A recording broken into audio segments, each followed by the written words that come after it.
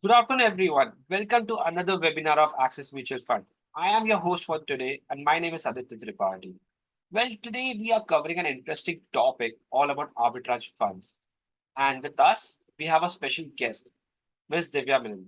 Divya Menon has more than a decade of experience in BFSI industry, and currently she is Vice President of Products with Access Mutual Fund. Hi, Divya, how are you? Hi Aditya, I'm fine. Thank you. Thank you so much. Thank you for joining. So eventually, Divya is going to help us out understanding arbitrage fund in detail and how we could build our own asset with having arbitrage on our portfolio. So Divya, over to you. Thank you. Give me a moment while I share my screen. Sure. Aditya, let me know if it's visible. Yes. Yes, visible. Just a minute. Okay.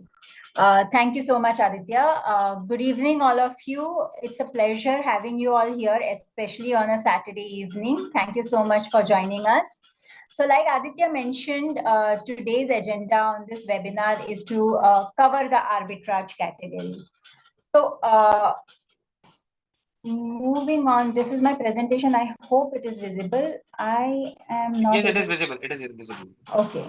I am not able to change my screen, Aditya. Yeah. Has it moved? Yes, To it the is. It first is. slide? Please Yes. go. Yeah. Thank you. So before we start on and delve deeper into the arbitrage, what arbitrage does, how it benefits you, in a very simplistic manner, if we were to speak about arbitrage, it's a strategy that has been, has been going on for a long time now, because it comes naturally to us, because we naturally seek out some strategies where we can profit without taking really any large risk. So to speak of it in a very simplistic manner, suppose you live in an apartment and on your street to the left, you have a local, say, vegetable vendor who sells really good vegetables at a very cheap rate. And to the right hand, you have a very fancy, good shop where vegetables are expensive. So simultaneously, what a smart trader could possibly do is buy from a local vendor to the left and go and sell it in that fancy shop selling at a higher price for a higher price. So at the same time, for the same product, you are seeing two different prices. One is low, one is high. And a very natural and a very smart strategy would be really to buy low and simultaneously at the same time go and sell it high in the other market. So that's purely arbitrage. So and another example could be you spot, somebody needs, your neighbor probably needs a good speaker and it's available on an e-commerce site at a very cheap rate, and he will pay you a higher rate. You just buy it from an e-commerce site and sell it to him. So that's benefiting from arbitrage. That's how the arbitrage trade works. And in the mutual fund category, we have a specified category by SEBI, which is called arbitrage category, which actually has funds that try to seek out such trades where you buy low in one market segment and sell the security for higher price simultaneously in a different market segment. So we'll now move specifically to what an arbitrage fund does and how it executes trade. So markets we know are inefficient. They do display inefficiency in the manner that not everything is reflected at the same time in the price. So prices are different, and therefore you can benefit or make profit from these price differentials. Obviously, the prices are not going to be very different. There are marginal or small pricing differences between the price of the same security in different market segments. Now, there are the market segments that I'm speaking of for an arbitrage fund are generally the cash market That is the spot market. So we call it cash segment or spot segment. This is the market that you actually see on the screen on the daily basis when you flick through the business channel and you see Nifty has gone up, Nifty has come down, XYZ stock has gone up. That's the spot market, actual real-time market.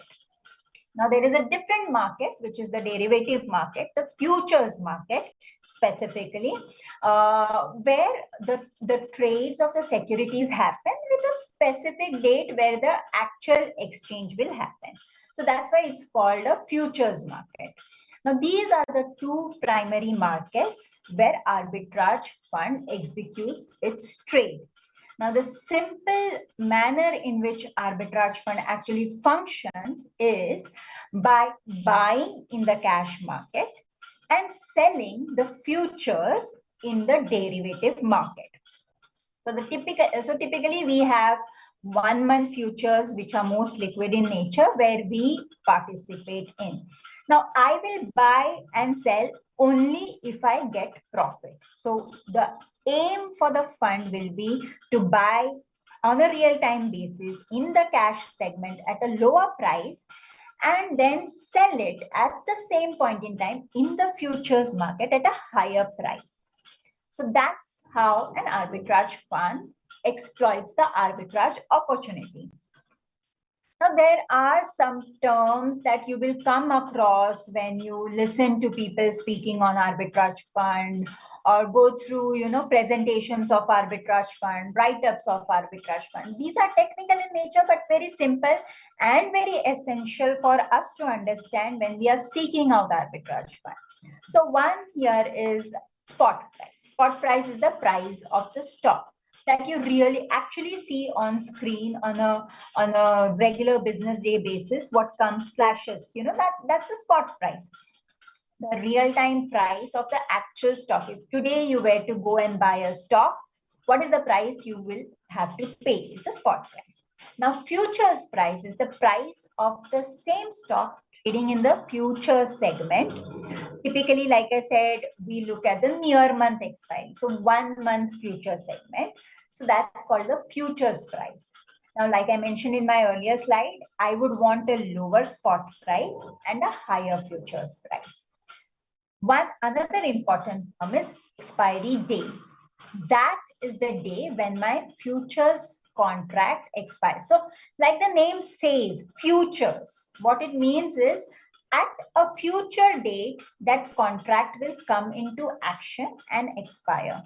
So today, when I buy a 1 month future contract of an ABC stock, it means I'm locking in the price of the ABC stock today, at which I will sell the stock after 1 month. So I will have to sell the stock after 1 month, but I am locking in the price, the sale price today itself. That is why it's called a futures market. And that 1 month is the expiry month of that. There's a specific date when the futures will expire. That is usually the last Thursday of the month. So the expiry date for futures are the last Thursdays of the month. And if a Thursday is not a working day, it's the preceding working day for that matter. So now we saw what spot price is, what futures price is, what expiry day means. Now, what is spread? Now, spread is a very important term that we need to understand when we are looking at arbitrage or arbitrage fund, because that is essentially what gives you the profit or the return on the portfolio. What is spread is, it's simplistically put, the difference between the spot price and the future price. So if you look at the chart here, suppose it's a security ABC, and over a period of a month, the spot price, the actual price of the security moves up and down. It's trading on a daily basis, it's moving up and down.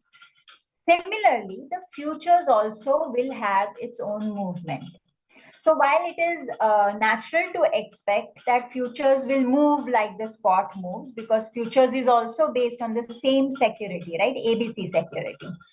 But there are nuances that keep shifting the movement of futures in probably different manners to spot. So a spot may move up, but future may move up, but less. That happens. So the difference at a point in time, if you were to see the difference between a spot and the future, is what is called a spread. So as an investor who is trying to sell futures, what you would expect is I get the maximum spread out of it. So this is the spread that I capture on the day I am booking my position. Okay. Now the last term that we have here is margin. So those of you who trade would be very conversant with this aspect of margin. It's basically a small amount of allocation that you have to keep aside because you're trading in futures market. So what happens in futures market is the cash exchange does not happen immediately when I'm locking in the trade. It happens on the expiry date.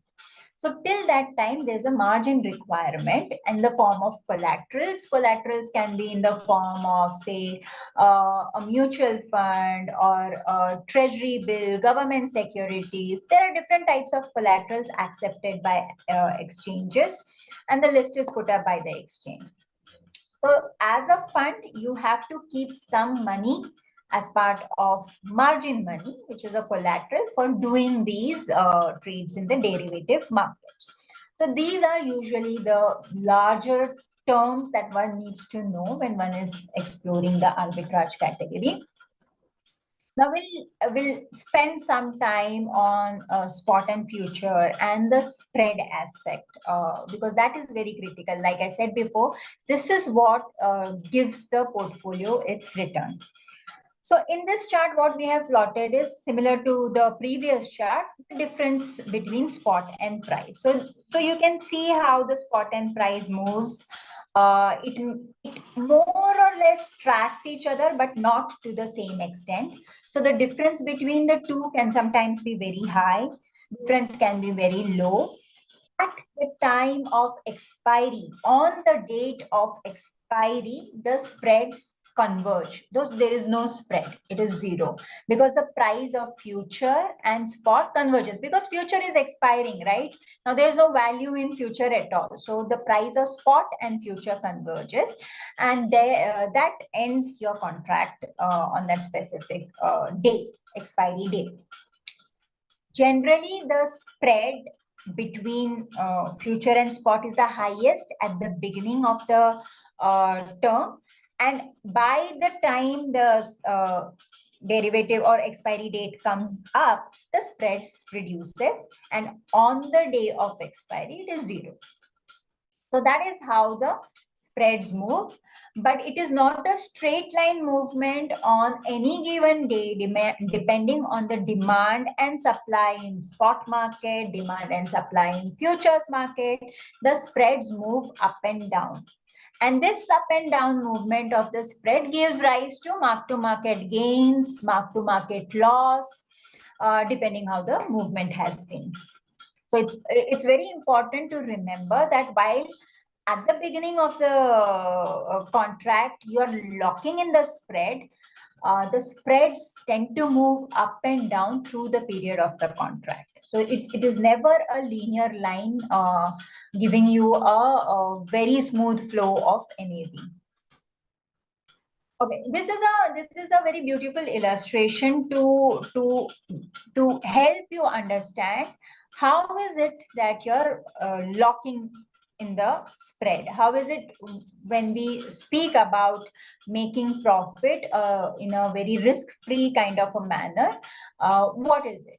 So the illustration is very simple here. What we have done at the beginning of the month, suppose I get into the arbitrage trade.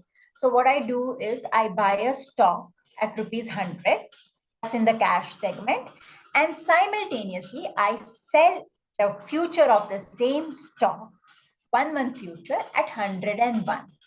So what I've done is I buy low, I sell high. I have locked in a spread of rupee 1.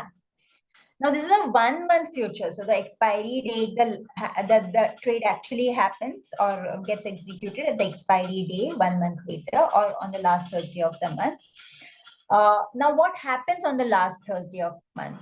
So, if you buy a stock today and wait for 1 month, obviously the stock is not going to remain at 100, right? It will either be above 100 or below 100, and on rare occasions, it could be even 100.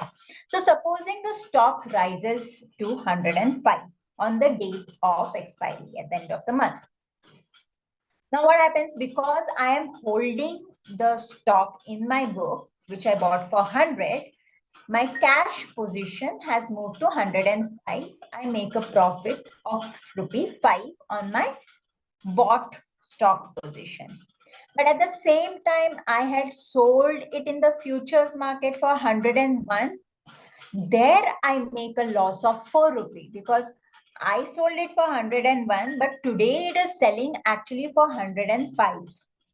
So the loss of 4 rupee is also captured in my book because that's something I hold. So net, a gain of 5, loss of 4 gives me a net profit of 1. So the trade that I started off at 100 of buy, 101 sell, at the end of the contract period, I am again sitting at the net profit of ₹1. So that's why we say the spreads get locked in. Now, supposing in a rare occasion where the stock price is at 100 on expiry day. Now, because stock and futures move and converge, the future is also at 100. Now, on the cash position that I bought, the stock that I bought, it's giving me 0 gain. But the future position, because I sold it actually at 101, it's giving me 1 rupee gain. So my net profit, even if the stock were not to move at all, is rupee 1. Now, suppose the stock had fallen to 95. What would happen then is, because I actually had bought the stock for rupee 100, but today it is trading at 95, I'm at a loss of rupee 5. But in contrast, because in the futures market, I actually sold it for 101, there I am making a profit of 6 rupees. So net, again, I make a profit of 1.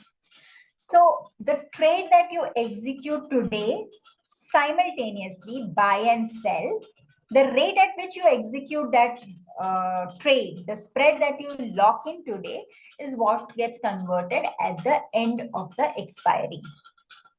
So that's how arbitrage gives you a very low risk kind of a profile, because whatever happens, you are kind of locking in the spread today, giving you a low risk experience.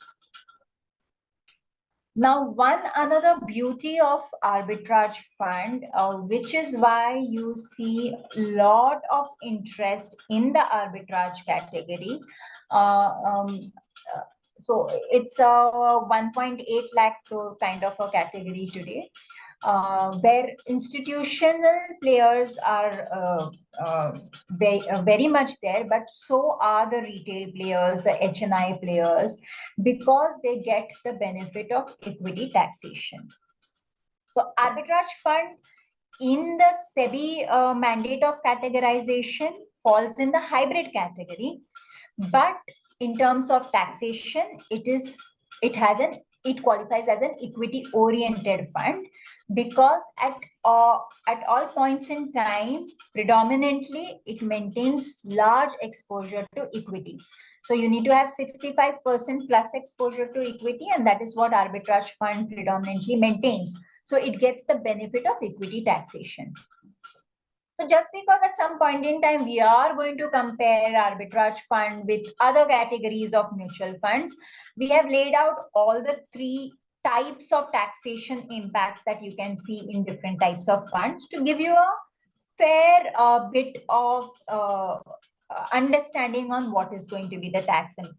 However, at your end, you will need to get in touch with your advisors or tax consultant to really understand what's the actual tax outflow. Now, if you were to invest in, say, a debt fund, debt-oriented fund, which does not have equity exposure or which has less than 35% equity exposure, the taxation. So we will, for our purpose of discussion here, focus only on individual and HUF category this side.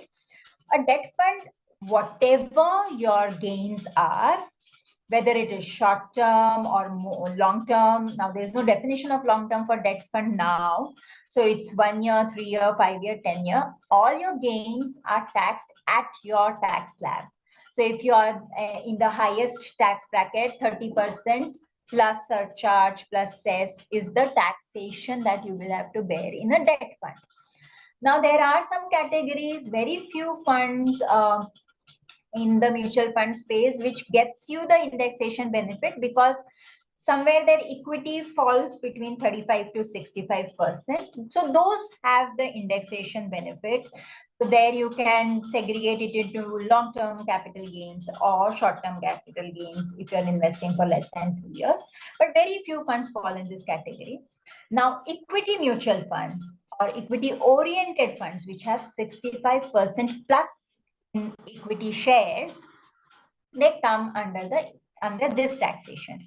So what happens here is if your capital gains are long term in nature, that is more than 12 months, you are holding the security for more than 12 months, then you have to pay 10% tax, assuming that your capital gains already exceed rupees 1 lakh. And if you're holding it for less than 12 months, that is say 3 months, 6 months, then you will have to bear a tax of 15%. Now, when you compare this 15% with say a 30% tax rate, it becomes a very attractive proposition to few investors who are in that kind of a tax bracket. And that's why we have seen a lot of investors taking the opportunity of investing in arbitrage fund because it's low risk in nature also, and from taxation perspective also, it may be a suitable opportunity. So very quickly, we will cover the slides to know why one can actually consider arbitrage fund is, firstly, we believe that given the tax advantage over a debt-oriented fund, it may be a very interesting proposition because compared to your tax slab, especially if you are in a high tax slab, versus a 15% tax rate or a 10% long-term capital gains taxation, it may give you a tax advantage. Secondly, while it is classified as an equity-oriented mutual fund, it is very important to understand that it does not give you equity-like risk. That is because it is a completely hedged portfolio. The equity portion typically is completely hedged. What do I mean by hedges? I don't keep security positions open. So when I buy a stock and keep the stock with me, I'm open to the equity risk. But if I buy a stock and simultaneously sell it, I have neutralized that risk because I've bought and sold. So it's a hedged position. I don't have open equity where I'm buying and sitting on the stock and the stock can move up and down. So the illustration that I showed where the stock has moved up, the stock has moved down, stock has remained the same, irrespective of where the stock has moved, my net profit or net gain is the same in all the three illustrations. So that is the beauty of hedging the portfolio completely. So it neutralizes the risk. I will not be able to gain if the stock moves up. I will not lose if the stock goes down. So that's important to understand. One another aspect of arbitrage fund is it's a different strategy. So in your whole bouquet of say typical equity fund, a typical debt fund, this is an interesting strategy. It's a very diversifying or a different strategy and brings in the diversification effect into your portfolio. And finally, the quality of arbitrage fund is that it's not relatively very risky, even if it qualifies as an equity fund. It's relatively safe. The returns are relatively stable. and it's a liquid market, both on the equity portion that it has and the debt portion that it has. So the way an arbitrage fund or an access arbitrage fund functions is primarily it seeks to exploit the price differential, what you get in the spot market and what you get in the derivatives market. So we aim to buy low in the spot market, sell high in the derivative market. We don't intend to keep unhedged positions. So overall, the risk of the equity portfolio is market neutral because you're buying and selling at the same time. Now, like I said, for taxation benefit, the fund aims to have 65% plus exposure in the equity and futures market together. So the remaining portion, what happens to the remaining portion is generally it takes form of debt instruments or debt mutual funds, which also qualify as margin collaterals. And the remaining portion is also, you may not have all. Supposing if I have 65% in equity, 35% is kept for debt, I may not have all of it as margin. Some portion I can also tactically invest in debt instruments or debt mutual funds to give you the added benefit of stable return with liquidity. So that's how an arbitrage portion is run.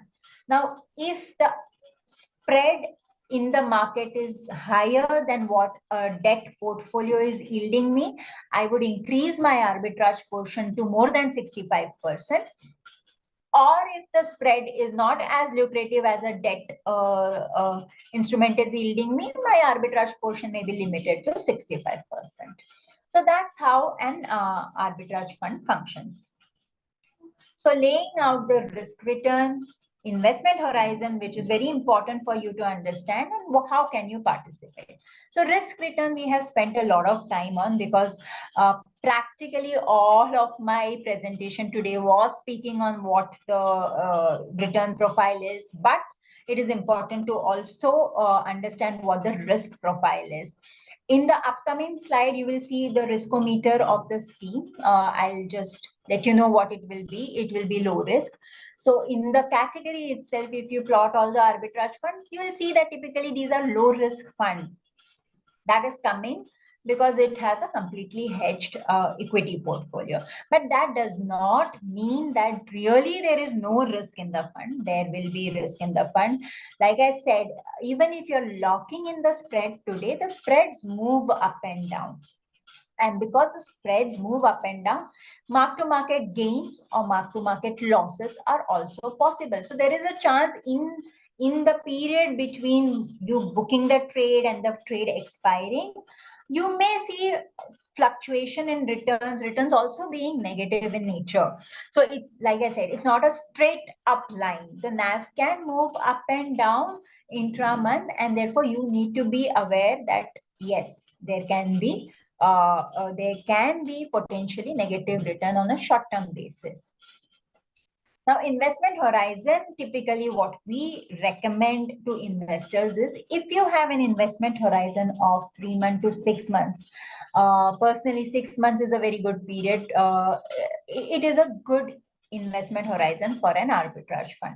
So don't come for, avoid looking at arbitrage fund as a 7-day trade, 1 month trade.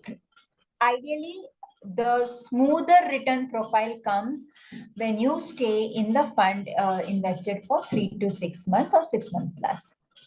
So it's a very good proxy for a short tenor debt mutual fund. So you typically would prefer a shorter tenor debt mutual fund for your shorter investment horizon.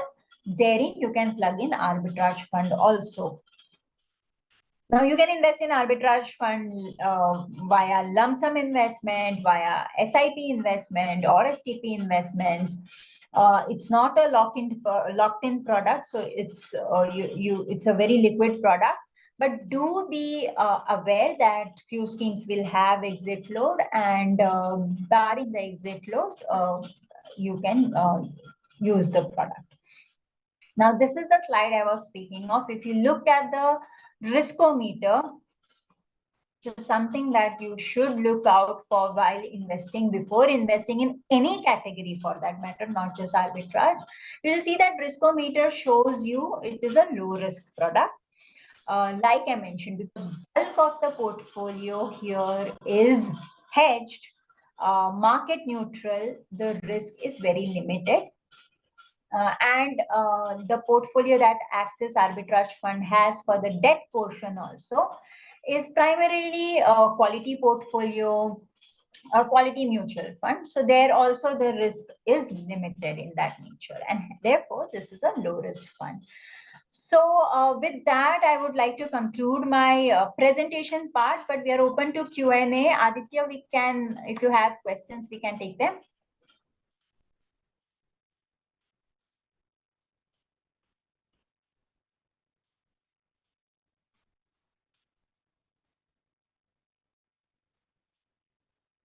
Aditya? Thank you for the insights on the arbitrage fund. So there are a few questions from the audience. The first question is from Siddhant, and this question is: what are the common arbitrage strategies used in funds? Like we have different styles and strategy in a typical equity fund, like growth and value. Okay. So usually the strategy that arbitrage fund uses is predominantly in the cash and futures segment. Like I mentioned, you buy low in the cash segment and sell high in the future segment. But arbitrage funds also, they're not limited only to these arbitrage strategies, but they can also seek out, corporate events, like dividend, like merger or demerger, buybacks. These are some events that the funds look out for, because these generally tend to create mispricing in the security in the market, and therefore these also contribute to a better return potential for the fund. So it's not pure play regular buy sell futures, but they can look out for such corporate events also to benefit from the return and add on to your arbitrage return. So these are some of the general strategies that a fund may seek to look at. Okay. There is another question from Rahul Malhotra. What are the risks one should be aware of when considering arbitrage fund? Okay, this is a very important question, because risk is something that will or should feed into your investment decision. Like this riskometer slide shows you, the risk typically optically is low risk, and which is true in many sense, but that does not mean that the potential of this fund is like it will never ever give you negative return. That is not the case. Intra month, because how the markets move up and down, deviation between cash segment, future segment can lead to negative returns for a small period of time. So one needs to be aware of that when one is investing in it. But if you have an investment horizon, like we said, 3 months to 6 months, the anomalies in the markets tend to smoothen out, the return profile tends to smoothen out, and that is why that investment horizon, understanding the need for an investment horizon is also important. Another risk could be in the sense that you have investments in debt portfolios. So debt portfolios also move up and down. They also have mark to market movement. So that also lends in some amount of volatility in the portfolio. So one needs to be aware of this. Usually you will also want to check how the credit quality of the debt instruments in the arbitrage books are, because they do form 20 to 35% of the book. So there also the risk may emanate from, which is something that you should be conversant about. Okay, so I think there is a collaborative question from Karthik and Manish K. So the question stands at: can we invest in arbitrage fund for more than 6 months? And the second question is from Manish K is: can we invest through SIP? Through SIP? Yeah, through SIP. Okay. So through SIP, yes, definitely you can invest through SIP. Typically, when people say SIP, what strikes them is an equity fund, but arbitrage fund also you can invest in SIP, debt funds also you can invest in SIP. So this is open for lump sum investment as well as SIP investments, no doubt. One important part is that uh, while I say 3 to 6 months is the ideal investment horizon, it does not mean that if you want to invest for more than 6 months, you should not look at this fund. In fact, in our Access Arbitrage Fund itself, we have investors who have stayed invested for more than a year, 2 years also. That is because it depends on what your, why are you parking this money in a fund for? Typically, because it is, a low risk fund, it will have a low return profile. When you compare it with equity funds that have, high return profile, because it has high risk, this will not give you equity fund like return. Although it is classified as equity oriented fund, please do understand the return profile of this fund is not like an equity fund. So low 3 to 6 months or 6 month plus also you can keep, as long as you are aware of the kind of return profile the fund generates and comfortable, and you have actually you're actually seeking out for a low risk kind of a fund. You can stay invested in this fund for as long as you want. Okay, there is a question from Saurabh. This question is, how does the current interest rate environment impact arbitrage opportunities? And then I think there is an additional question to it from Sekar. What is the max return possible in this fund?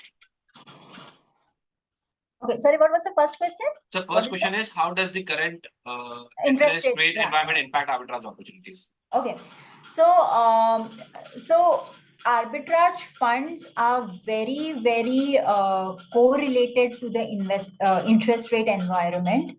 That is because when you are entering into a trade in arbitrage, the kind of spreads that you see between a spot and a future segment, the difference is very correlated to the interest rate, risk-free rate in that manner, because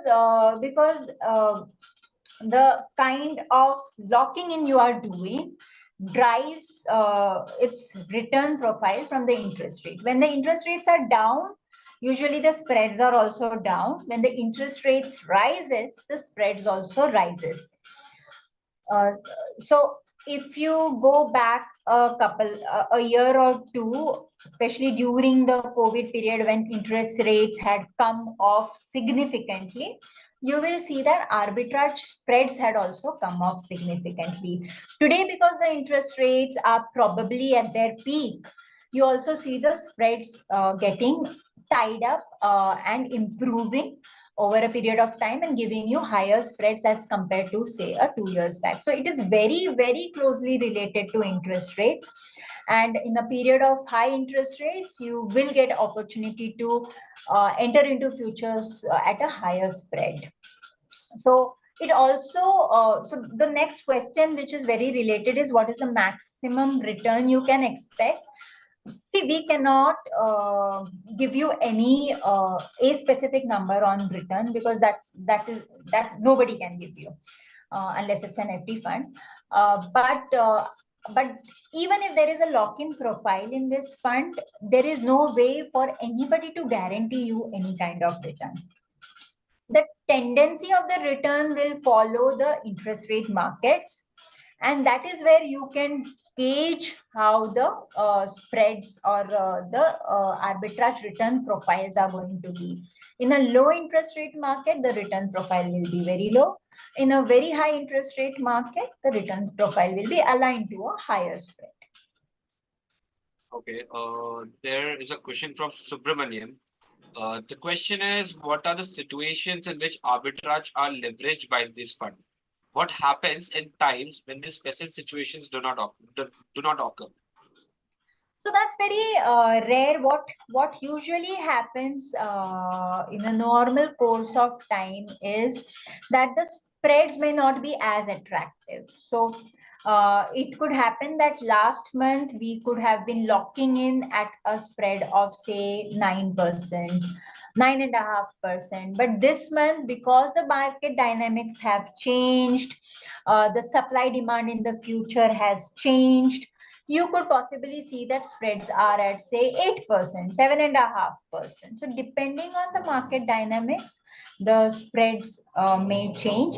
But supposing we have a situation where today the cash is at a stock is trading at 100, and in the futures market it shows that 1 month later the stock is expected to trade at 95, I will not enter into that trade. So it may be stock specific. So I will seek out another stock which is yielding me positive spread. But supposing all of the market were to show me a negative spread, then we have a period where we can then say we will rather invest in money market instruments till there is normalization and opportunities available in the arbitrage portion. Okay. There is a question from Kaluri. The question is how it differs from the other type of funds. How it differs from other Type of funds. funds. Yes. Okay. So in terms of taxation, it is very similar. It is like an equity fund, but because the equity portion is completely hedged, an investor will not be able to benefit from the rising interest rate market. So if you invest in a flexi cap fund or a blue chip fund or a small cap fund, the aim of investing there is to participate in the stock market, participate in the growth story of the stock market, and yield you a higher return, because you're taking higher risk of buying the stocks which could fall, which could rise. But in arbitrage portion or arbitrage fund rather, even if it's an equity fund, the equity portfolio is completely hedged. So you are not going to benefit if the markets go up and you're holding the stock, because you are holding the stock simultaneously. You have also sold it for a later date. So that is there. It's a low risk fund. The return profile also will be low risk compared to a debt fund. The return profile generally is compared to a debt fund, but obviously it's not seeking large investments in debt books or debt instruments. So it's very distinct from a debt portfolio also. Okay. This question is from Utkarsh. What should one consider when selecting an arbitrage fund? Okay. So the way to answer this question is in a very twisted manner. What you should not look at when selecting a fund is the past returns. So past returns has a very limited bearing on how you select a fund. But a very good way of looking or selecting a fund in the arbitrage category would be probably to look at its rolling return. So when I say rolling return is, you don't look at say a 6-month return today, but you study the 6-month return for a longer period of time to see what is the maximum 6-month return, what is the minimum 6-month return the fund has given. So if the range is very high, that it has given a very negative or very poor 6-month return, or it has given extremely very high 6-month return where the peers are not there, index is not there, very extremely high 6-month return, it should flag off to you that something happened or something went wrong or something was not right with the fund at that point in time. So maybe funds that show you very high volatility in returns, you may want to avoid those funds, because you need, especially for this category, a relatively stable return profile. So look at a rolling return basis rather than today what is the 6-month return and filter the top funds and just select. That's not the right way to go about it. Another important parameter that you can look at is the expense ratio. Lower the expense ratio, the better it is, but you will again have to tally it with what the kind of return profile it has seen. So that is there.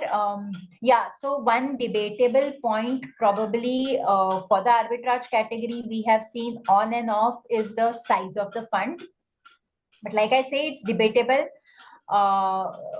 People presume a very large fund may not be able to generate suitable returns. See, our markets, especially our Indian markets, are growing at a very large speed. The future segment is expanding, the spot segment is expanding. So, in lieu of that, size probably may not be a very significant consideration for you. But yes, a moderately sized portfolio is more nimble and is easy to maneuver. So, that probably could be a preference for selection. But that's really debatable. Okay, I think the last question that we have it for today. Can we take two more questions if you don't mind? So we'll just take two more Yeah, sure, questions. sure. I am more than happy. Okay, so one we have from Kushagra Singh, and his question is: should we look to park emergency liquid capital into arbitrage fund over short-term debt or liquid mutual funds? Okay. So, so liquid mutual funds are a good proxy for your emergency parking, but obviously they will be taxed at your tax rate. So because I understand if you are just parking it really for very short term and then going to withdraw it, you will end up paying tax at your tax slab.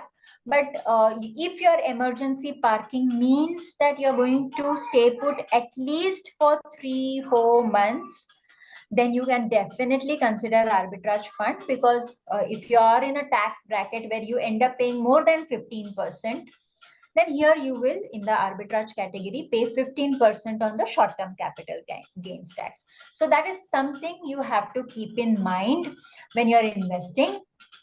3 to 6 month investment horizon, do consider arbitrage fund. Anything shorter than that, liquid fund can be a good proxy. The last question is by Sanjay. Can you give a little more advantages of arbitrage funds versus retirement funds? Versus retirement fund. Yes, why retirement versus retirement funds? Yes. Okay. So very different categories, arbitrage and retirement fund.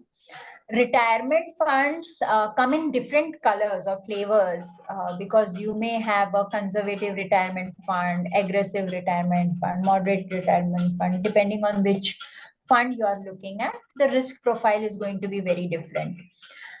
Assuming you look, because say aggressive and moderate will have a very different risk profile, conservative also will not be a low risk profile, but still assuming you're looking at a conservative risk profile or conservative retirement fund, the lock-ins are different. Okay, now retirement fund, there is a 5-year lock-in, or you have to be at the retirement age to withdraw money. Here there is no lock-in at all. Exit loads are there depending on which fund you select. So lock-in is not there.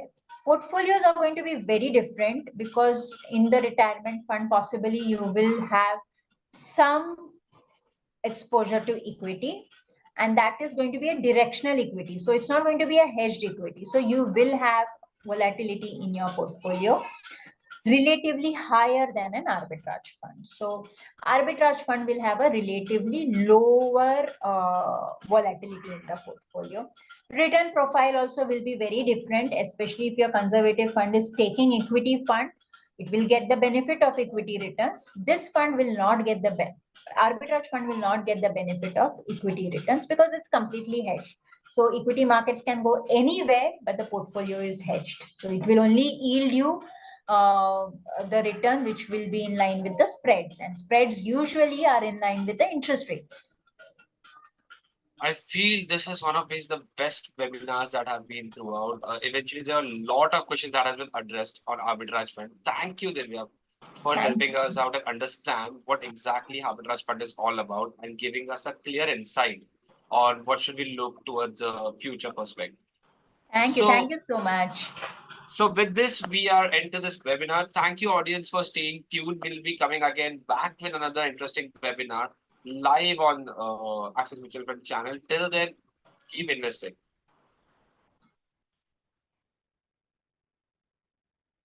Mutual fund investments are subject to market risks. Read all scheme related documents carefully.